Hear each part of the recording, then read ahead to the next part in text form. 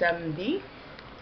Line 22, 7B97, beam tetrode signals UFO 5G well study. There's the alien radio signal. And this one's about beam tetrode signals for communication UFO space. Line 22, well data keyword research.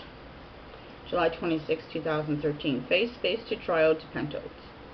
Line 22, 7B97, beam tetrode plates, UFO 5G well study.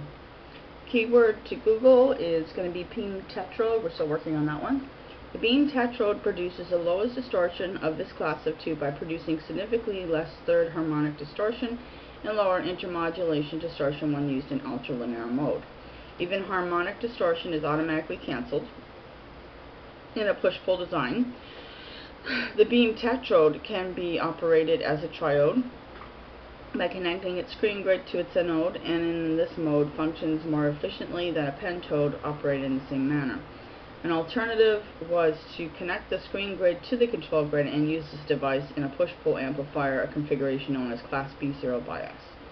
The keyword Google Beam Tetrode 2013. I wanted to find out if we still use it or not. Okay, that'll be in the next video. Thanks for watching.